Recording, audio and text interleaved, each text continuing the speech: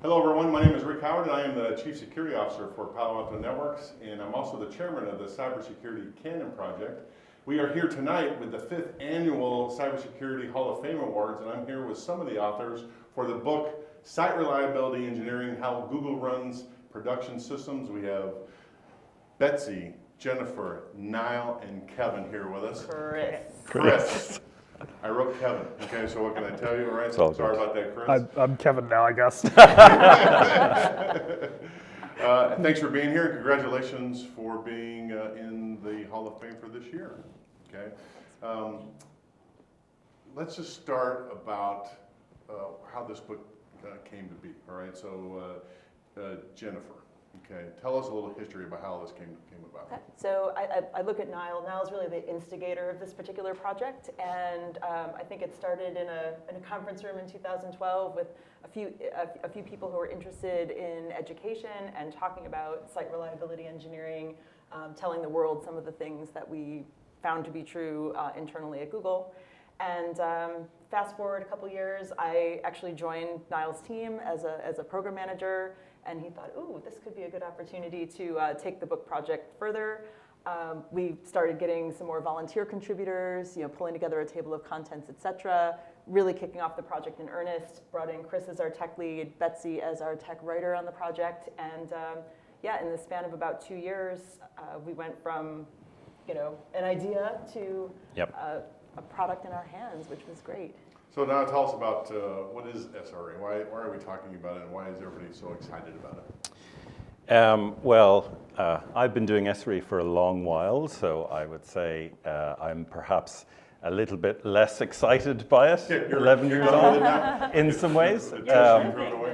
But I think one of the things which has actually happened, which I didn't really expect, I have to say, is that the book itself kind of stimulated interest in this particular way of doing engineering operations that really, well, yes, I didn't expect it, but it really overlapped a little bit with the conversation that was going on in the industry around DevOps.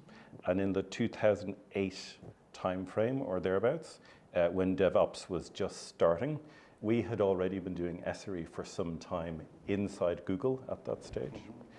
But the reason why everyone is excited about it is because it's really a fundamentally new way of understanding what operations of large-scale systems and I'll say disciplined operations are, and combining the magic of systems engineering with the magic of software engineering in a way that actually allows you to get value out of operations. And as you know, there's a load of folks in the IT space who would think of operations as a cost center, and nothing of value can ever come out of it. I've been in many of those. Right, many of those conversations, right? So, but in fact, that's not true.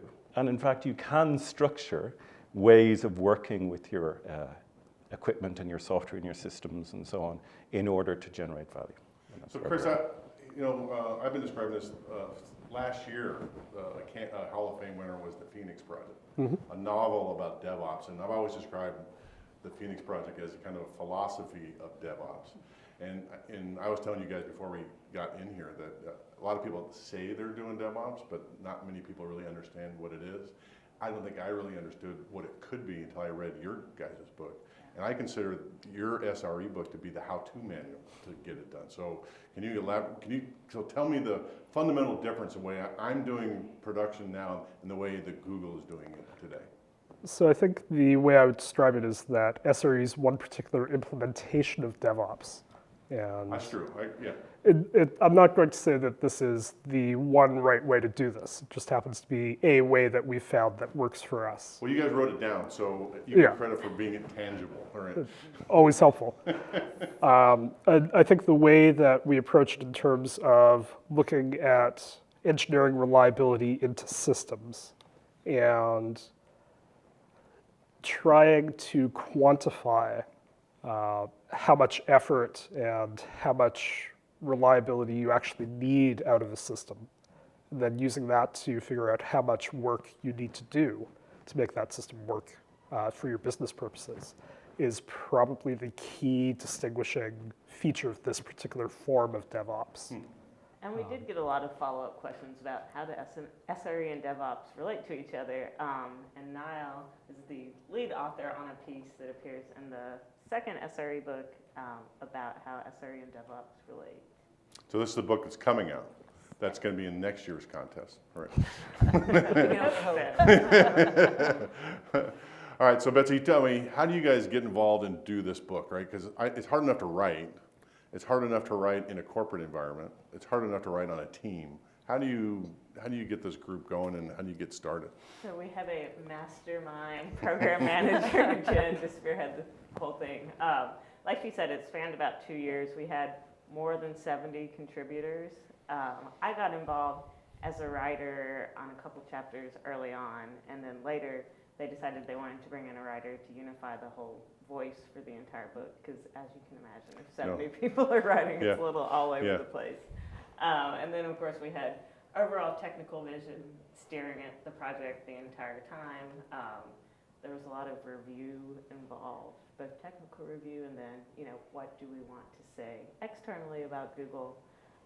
So really, Jen did a lot of groundbreaking work, and because it was a bit of a unique case for Google too, right?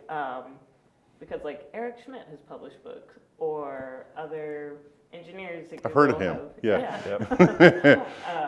Other individual engineers have written books, right? But how do we go about getting a kind of a collective Google voice?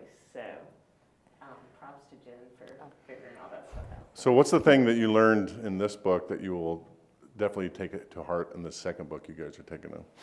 Well, I think a lot of the process Jen put in place helped us out this time, and trying to distribute that load a little bit from the beginning was helpful this time around. Because knowledge about distributed systems, not surprisingly, is distributed, which is one of the reasons there were so many contributors to the book in the first place. And I think one of the things that made this book work so well is just bringing in the diversity of perspectives, the diversity of roles. So it's not just about the engineers, it's about the program management expertise, the tech writing expertise, and then of course the technical pieces as well. There's a lot of content covered, and we tapped the various experts, and I think part of the nuance was convincing people to work on something when it's important but not urgent. And so not, how their, do you actually, not their day job? Okay. Yeah, exactly. So there's a bit of psychology behind it, trying to get people to produce the writing, and then it was a two-year journey for us, but we're really pleased with the result in the end. And I think it was also neat that we involved people at all levels of the spectrum, right? So we had like individual contributors who were pretty new to Google writing content, and then we had visionaries who founded SRE, like Ben Traynor, writing stuff for it. So it was cool to get people involved at all levels of the company. So Niall, tell me, what does SRE stand for? What are those? It mean something, or is that just a cool nickname you guys came up with? Well, ostensibly it stands for Site Reliability Engineering, although some people today use Service Reliability Engineering or other acronyms. But the basic idea is it's about keeping the site up originally. Now, way back when SRE started in 2003 plus or minus a bit, that was the Google search engine. Obviously today the same mindset and the same discipline can apply to a very wide range of situations, and not just kind of user-facing high throughput websites, but also transactional services and big data services and so on. So the same mindset applies in those cases. So I like to Chris? approach it with a three-word acronym: scalability, reliability, efficiency, for the sort of three things that SREs tend to think about. But when I read the book, the thing that astonishes me is that in the 2003-2004 timeframe, the company leadership made an astonishing decision. Instead of managing the website, the search engine that we all know and love, and giving it to the traditional IT team, you gave it to a bunch of developers, right? And so when you do that, you give it to developers, they develop, right? And your system is not just automated, it's autonomous, right? It's the closest thing we have to a live robot that I've ever seen, right? And that's an example of where we all can be. Most of the folks that I talk to are nowhere near that kind of capability, right? So that was a crucial early decision, right? Yeah. And the basis for that was I think that one of the things that Google does very well, actually, as well as being a strongly systematizing company, it looks at everything and wants to turn it into a system or a platform of some kind. One of the rationales for that decision early on was a very, very nuanced and thorough understanding of OpEx and where the causes of OpEx arise in an organization. And also the notion that, for example, if we're giving people a playbook to run when bad things happen in the system and to resolve them, well, if it is a playbook and if the playbook is written sufficiently accurately, that's a program. So if you're going to have a program, you might as well have a software person write it. Well, and more to the point, if you have programmers doing this, programmers want to program. So what are they going to do with this? They're going to automate it. That's right. So talk to me about the security part of this, because this is the Cybersecurity Canon, right? And the book is a little light on the security features.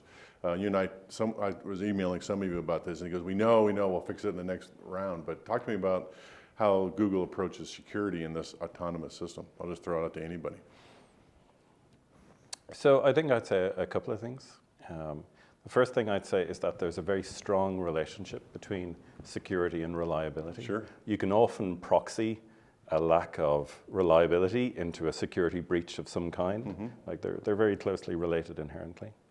I think the second thing I'd say is that obviously the internal details of how Google does security are maybe not necessarily for this forum. But I will say that the same mindset that applies in SRE, where you're always trying to improve the system at each individual step, and you apply the techniques of engineering to do that, all of those would be valid approaches in the security domain as well. And I hear a lot of people talk about sec DevOps and other similar approaches. So to my mind, do you think it's additional, you need another 3 letters in that, or is it just redundant? Security, reliability, engineering. I don't know. Oh, I like that. That's why the S is so ambiguous. Could mean anything. So the one thing that I would want to add to that is I think that the mindset is very similar in that a good reliability engineer will take a look at a system and go, I don't know when this will fail, but this is the bit that's going to fail. Yeah. And a good security engineer can take a look at a system and do the same sort of analysis and say, this is where your security problems are going to be. So it's very much the same approach to thinking about. The art of being a professional pessimist. Yes, a constructive pessimist. And reminding everyone, hope is not a strategy. I think that applies to both site reliability engineering and I would say security as well. Well, I think what opened my eyes reading your book is that people in my industry, the security industry, especially the analysts and the people that are mainly configuring firewalls and things like that, in 10 years, their skill set's going to be development and then security, right? Not the other way around, right? And so in order to get to the scale that you guys are talking about. So what's next? Some of you have left Google, moved to other things. So is there another joint project with you guys, or?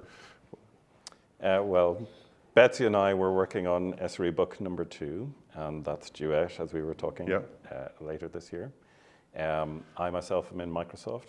Jennifer? So Betsy and I are actually still working together a bit as well. So we've made a statement by publishing the SRE book. We're trying to mobilize our engineers to talk even more about best practices, principles, et cetera. So look for us at various conferences, look for articles as well. So just trying to continue that momentum and continue sharing what we've learned with the industry and hopefully learning some best practices in return. Yeah, we really wanted to use the first book as a launching pad to open up a conversation with other people in the industry. I know it's like a big company who does innovative things, it's easy to like hand down tablets about like what is the best thing to do. Do But, this.